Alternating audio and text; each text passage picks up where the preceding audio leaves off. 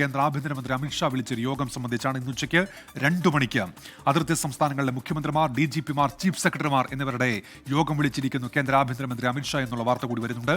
വിനീത വിജിയിലേക്കാണ്. വിനീത, ഈ ഡൽഹിയിൽ കനത്ത സുരക്ഷയാണല്ലോ, ഈ നോർത്ത് സൗത്ത് ബ്ലോക്കുകൾക്ക് കനത്ത സുരക്ഷ, അതോടൊപ്പം തന്നെ ഈ അർദ്ധസൈനിക വിഭാഗങ്ങൾ ഉദ്യോഗസ്ഥരുടെ അവധിയൊക്കെ റദ്ദാക്കുകയും ചെയ്തിട്ടുണ്ടല്ലോ. അങ്ങനെ ആ നിലയ്ക്ക് വലിയ ജാഗ്രത പുലർത്തുകയാണല്ലോ ഇന്ത്യ ഇപ്പോൾ. വിനീത,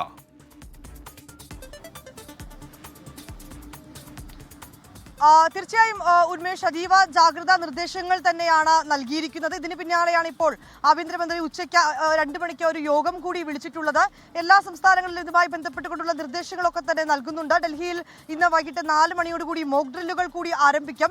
സൗത്ത് നോർത്ത് ബ്ലോക്കുകൾ വലിയ സുരക്ഷാ ക്രമീകരണങ്ങൾ ആ മേഖലകളിലും ഏർപ്പെടുത്തിയിട്ടുണ്ട്. ഒപ്പം തന്നെ കൂടുതൽ ജാഗ്രത പാലിക്കണമെന്നുള്ള നിർദ്ദേശം നൽകിയിട്ടുണ്ട്. തന്ത്രപ്രധാനമായിട്ടുള്ള ഇടങ്ങളിലെല്ലാം വലിയ സുരക്ഷാ ക്രമീകരണങ്ങൾ തന്നെയാണ് ഏർപ്പെടുത്തിയിരിക്കുന്നത്. ഇത്തരത്തിലേക്ക് ഒരു ശക്തമായ തിരിച്ചടി ഇന്ത്യ പാകിസ്ഥാന് നൽകിയ പശ്ചാത്തലത്തിൽ കൂടിയാണ് ഈ സുരക്ഷ വർദ്ധിപ്പിച്ചിരിക്കുന്നത് എന്നുള്ളത് തന്നെയാണ് ഏറ്റവും പ്രധാനം. ഒപ്പം നമുക്കിപ്പോൾ മറ്റൊരു വിവരം കൂടി ലഭ്യമാവുന്നുണ്ട് ഉന്മേഷ്. അതിൽ ഏറ്റവും പ്രധാനമായി പറയേണ്ടത് ഇന്ന് കോൺഗ്രസിന്റെ ഒരു യോഗം കൂടി ഇന്ന് ഉച്ചയ്ക്ക് ചേരുന്നു എന്നുള്ളത് തന്നെയാണ്. മല്ലികാർജ്ജുൻ ഖാർഗെയുടെ അധ്യക്ഷതയിൽ ഇന്ന് ഉച്ചയ്ക്ക് 3 മണിക്കായിരിക്കും ഈ യോഗം ചേരുന്നത്. ഡൽഹിയിലുള്ള മുതിർന്ന കോൺഗ്രസ് നേതാക്കൾ ഈ യോഗത്തിൽ പങ്കെടുക്കുമെന്നും അറിയാൻ കഴിയുന്നുണ്ട്. ഒരുപക്ഷെ നാളെ ഈ സർവകക്ഷി യോഗം ചേരുന്ന പശ്ചാത്തലത്തിൽ കൂടിയാണ് കോൺഗ്രസ് ഇന്ന് പ്രത്യേകമായി അടിയന്തര യോഗം ചേർന്നത്. നിലവിലെ സ്ഥിതിഗതികളെല്ലാം ഈ യോഗത്തിൽ ചർച്ച ചെയ്യും. ഒപ്പം തന്നെ നാളത്തെ സർവകക്ഷി യോഗത്തിൽ എന്ത് നിലപാട് സ്വീകരിക്കണം എന്നടക്കമുള്ള കാര്യങ്ങളും ഈ യോഗത്തിൽ ചർച്ച ചെയ്യുമെന്നാണ് ഇപ്പോൾ അറിയാൻ കഴിയുന്നത്.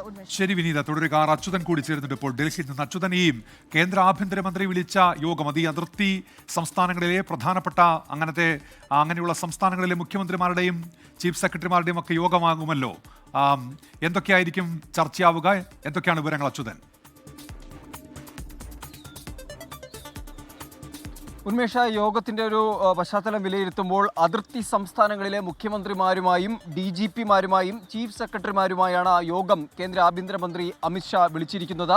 ആ സംസ്ഥാനങ്ങളുടെ ഒരു പട്ടികയെടുത്താൽ ജമ്മു കാശ്മീർ, പഞ്ചാബ്, രാജസ്ഥാൻ, ഗുജറാത്ത്, ഉത്തരാഖണ്ഡ്, ഉത്തർപ്രദേശ്, ബീഹാർ, സിക്കിം, പശ്ചിമ ബംഗാൾ എന്നീ ലഡാക്ക് ഉൾപ്പെടെയുള്ള സംസ്ഥാനങ്ങളും കേന്ദ്രഭരണ പ്രദേശങ്ങളും ഉൾപ്പെടുന്ന അവിടുത്തെ DGPമാർ, ചീഫ് സെക്രട്ടറിമാർ, അതുമായി ബന്ധപ്പെട്ട അധികാരികളുമായാണ് ഇപ്പോൾ കേന്ദ്ര ആഭ്യന്തരമന്ത്രി ഇത്തരമൊരു യോഗം വിളിച്ചു ചേർത്തിരിക്കുന്നത്. പ്രത്യേകിച്ച് ഈ അതിർത്തി സംസ്ഥാനങ്ങളാകുമ്പോൾ, പാകിസ്ഥാനുമായി അതിർത്തി പങ്കിടുന്ന സംസ്ഥാനങ്ങളാകുമ്പോൾ സ്വാഭാവികമായും ഒരു ആശങ്ക ഉയരുന്നതാണ്. ഏതെങ്കിലും തരത്തിലുള്ള പാകിസ്ഥാൻ്റെ ഒരു പ്രകോപനം ഈ അതിർത്തി സംസ്ഥാനങ്ങളിലേക്ക് ഉണ്ടാകുമോ എന്നടക്കമുള്ള ആശങ്കകൾ ഇതിനോടകം തന്നെ ഉയർന്നിട്ടുണ്ട്. എന്തായാലും അത് പരിഹരിക്കുന്നതിലേക്കും ഒപ്പം തന്നെ അത്തരമൊരു അടിയന്തര സാഹചര്യം ഉണ്ടായാൽ ഏതൊക്കെ തരത്തിലുള്ള നടപടികളിലേക്ക് കടക്കണം എന്നതുൾപ്പെടെയുള്ള കാര്യങ്ങൾ ഈ യോഗത്തിൽ വിലയിരുത്തും. അടിയന്തരമായി സ്വീകരിക്കേണ്ട നടപടികളെക്കുറിച്ചുള്ള കാര്യങ്ങൾ കൂടി വിശദീകരിക്കും എന്നാണ് നമുക്ക് മനസ്സിലാക്കാൻ സാധിക്കുന്നത്.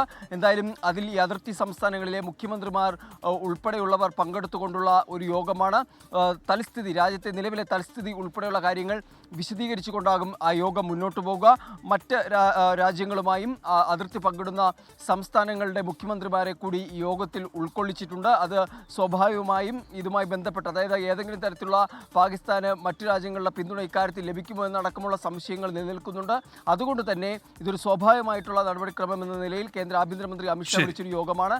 നിലവിലെ സ്ഥിതിഗതികൾ ഉൾപ്പെടെയുള്ള കാര്യങ്ങൾ വിശദീകരിച്ചുകൊണ്ടായിരിക്കും ഈ യോഗം ചേരുക. അങ്ങനെ നിർണായക ചർച്ചകൾ, കൂടിക്കാഴ്ചകൾ, യോഗങ്ങളൊക്കെ അത് ചേരുന്നു. ചില യോഗങ്ങൾ ചേരാനിരിക്കുന്നു. നാളെ സർവകക്ഷി യോഗം ഉൾപ്പെടെ ചേരാനിരിക്കുന്നുണ്ട് ഇന്ത്യൻ തിരിച്ചടിയുടെ പശ്ചാത്തലത്തിൽ.